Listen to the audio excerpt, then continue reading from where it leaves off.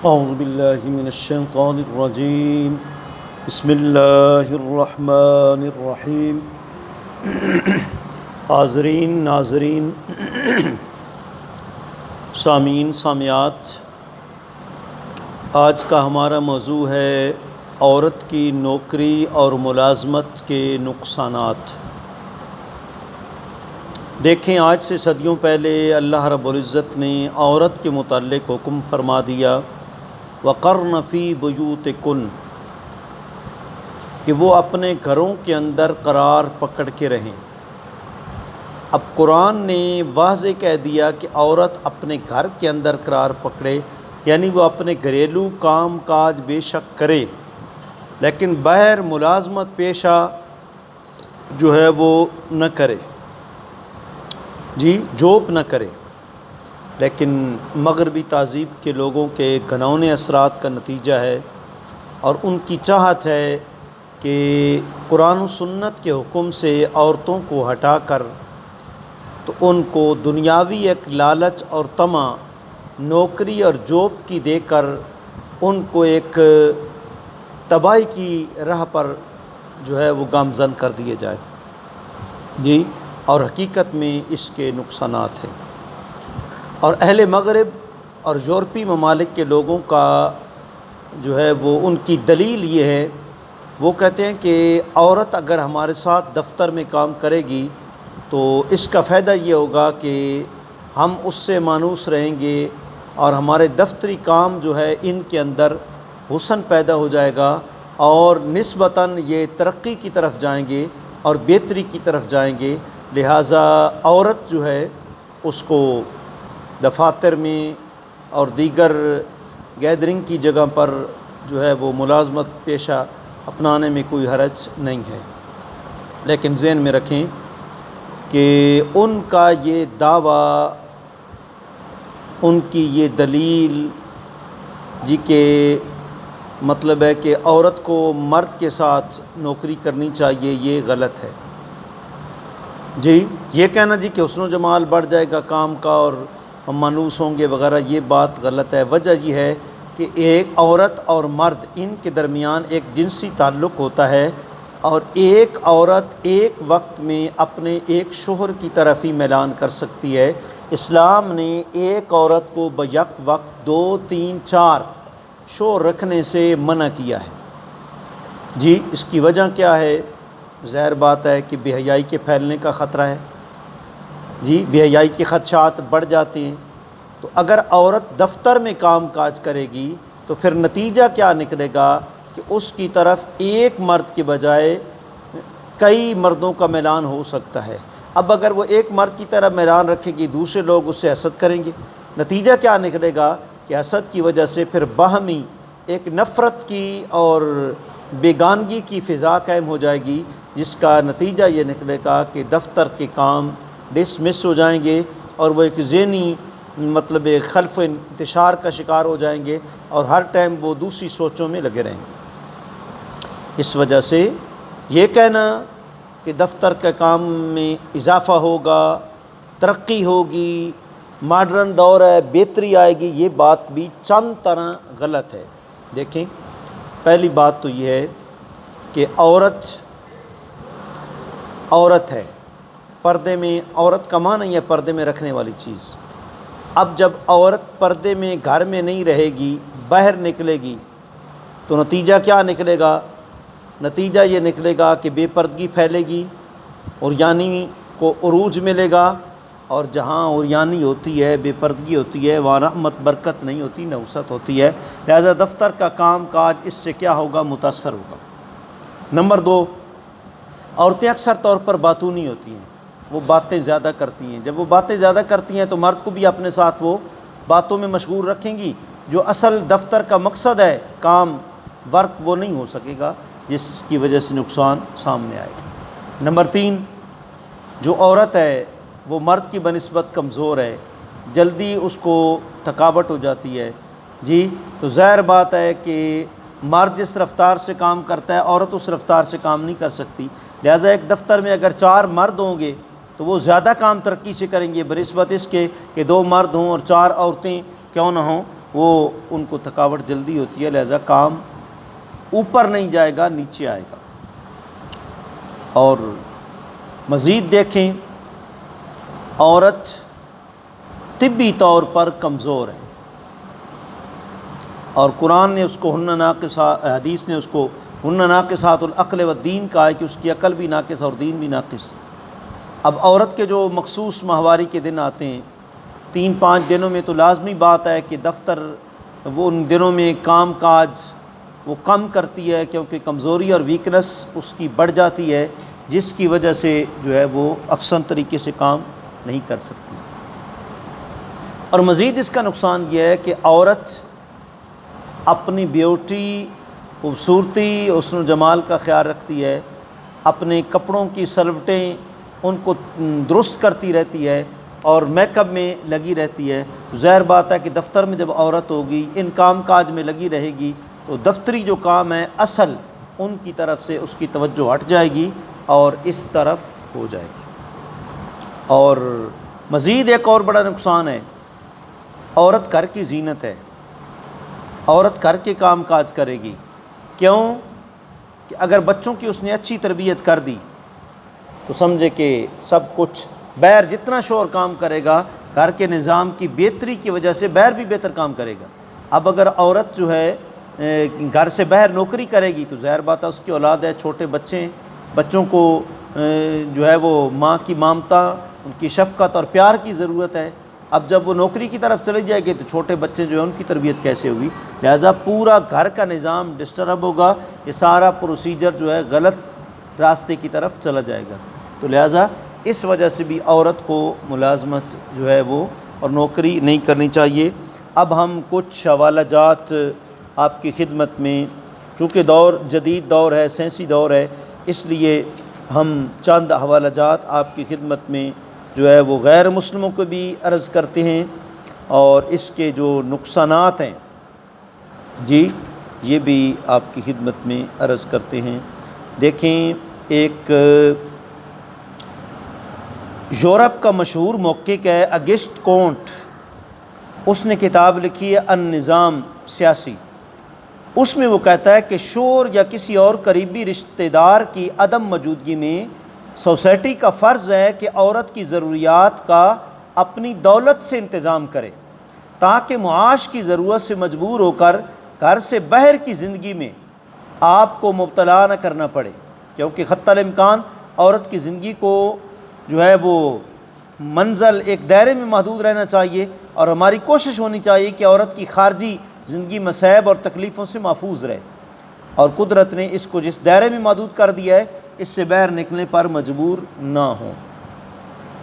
ایک حوالہ، دوسرا حوالہ دیکھیں، ایک انعام یافتہ مصفن فلس میکس گنلی لکھتا ہے کہ مجھے اصرار ہے کہ عورتوں کے لیے خانہ دار خواتین بنے رہنا زیادہ بہتر ہے، انہیں تقریباً ایک مقرر ضابطہ حاصل ہے، اپنے پیشہ اور اس کی اہمیت کو انسانی منصوبہ بندی میں پوری طرح پیش نظر رکھتے ہوئے میں یہ محسوس کرتا ہوں کہ عورت کے لیے ان کی گھریلو ذمہ داری ان کی بھرپور زندگی کے لیے کافی ہے۔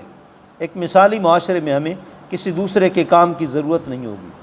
دنیا اس صورت میں زیادہ بہتر ہو جاتی ہے جب مرد اور عورتیں اپنے اپنے شعبوں میں کام کرتے ہیں، تو اس سے آپ اندازہ لگا لیں۔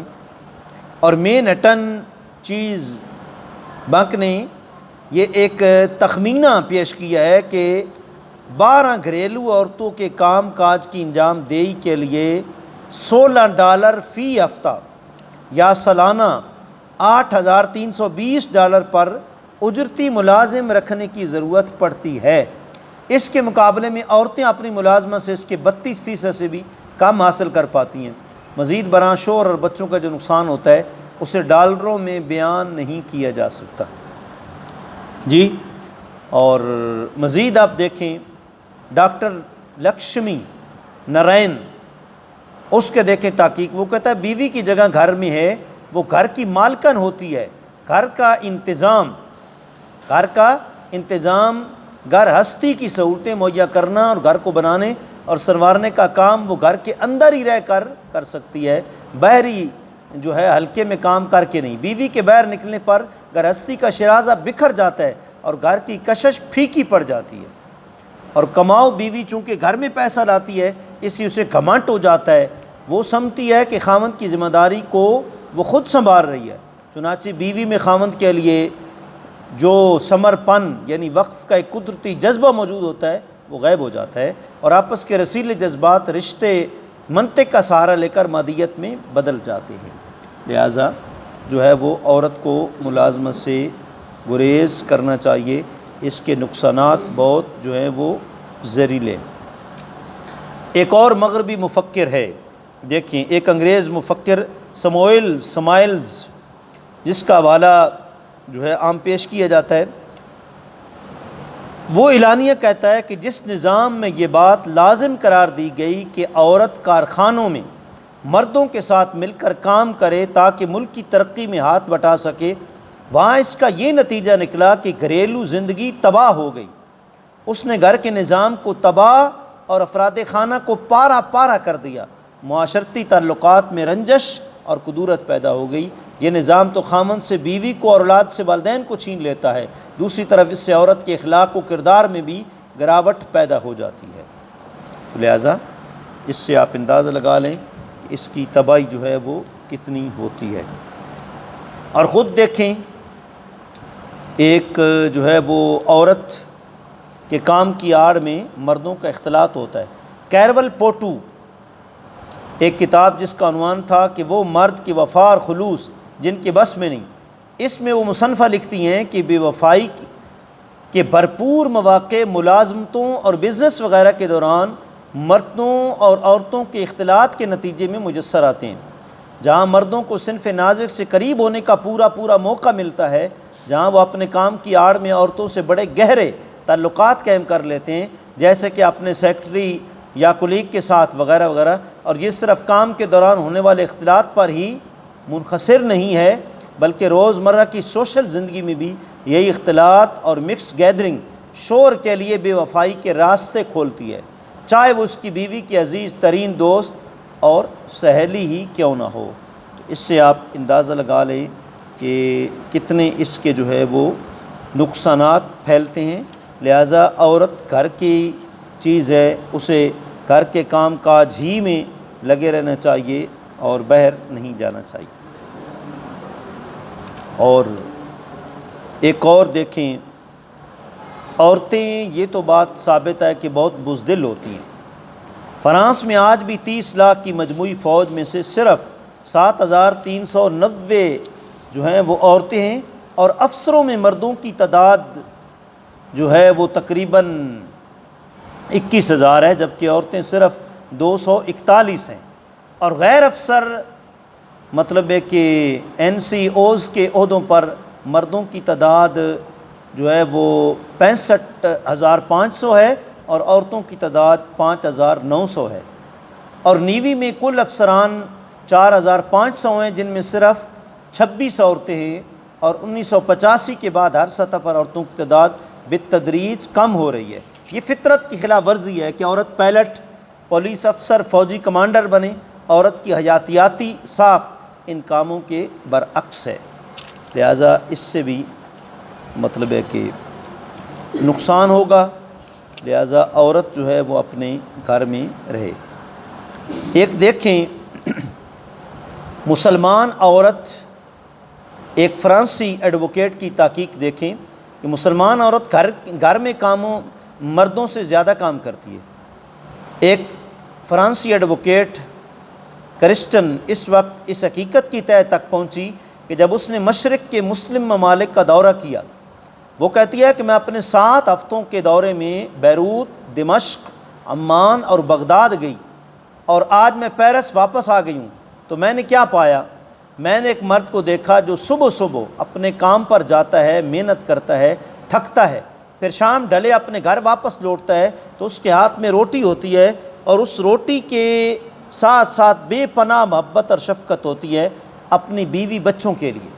تو ان ممالک میں عورت کا اس کے علاوہ اور کوئی کام نہیں، کوئی ایک نسل کی تربیت کرے اور اس مرد کا خیال رکھے جس کو وہ چاہتی ہے، یا کم از کم وہ مرد جو اس کے مقدر میں لکھا جا چکا ہے۔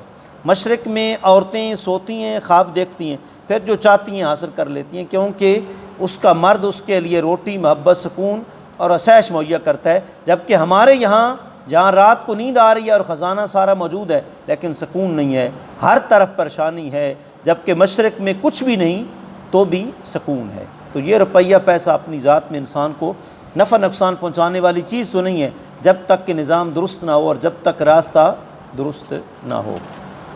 تو آخر میں ایک حدیث پاک اور ایک دیہاتی کی بات عرض کر کے جو ہے وہ موضوع مکمل کرتے ہیں۔ آقا علیہ الصلوۃ والسلام نے فرمایا کہ صحابیات حضور کی بارگاہ میں حاضر ہوئیں، عرض کی یا رسول اللہ صلی اللہ علیہ وسلم، مرد جو ہے وہ تو میدان جنگ میں اور جہاد میں جاتے ہیں اور وہاں جا کر کافروں پر حملہ کرتے ہیں، اجر و ثواب کا جو ہے وہ مستحق بنتے ہیں، ہم عورتیں کیسے اجر و ثواب کو حاصل کر سکتی ہیں؟ تو آقا علیہ الصلوۃ والسلام نے فرمایا کہ تم اپنے گھر کی چار دیواری میں رہ کر گھر کے کام کاج کرو، شوہر کی فرمانبرداری کرو، اللہ کریم تمہیں میدان جنگ میں جانے سے بھی زیادہ اجر و ثواب عطا فرما دے گا۔ جی، تو لہٰذا عورت تو گھر کے کام کاج کے لیے۔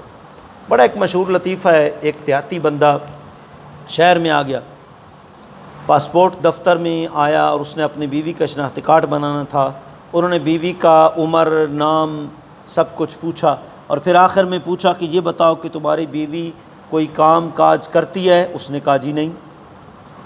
پھر دوبارہ جو شعبہ طباعت کا انچارج آفیسر تھا اس نے پھر سوال کیا، کیا تمہاری بیوی کوئی کام کاج کرتی ہے؟ اس نے کہا جی کوئی نہیں۔ تیسری مرتبہ پھر اس نے پوچھا کہ گھر سے باہر بھی کوئی کام کاج کرتی ہے؟ اس نے کہا جی بالکل کچھ نہیں۔ اس افسر نے وہاں اوپر جو ہے وہ اس دور کے حساب سے شناختی کارڈ کے اوپر نل لکھ دیا۔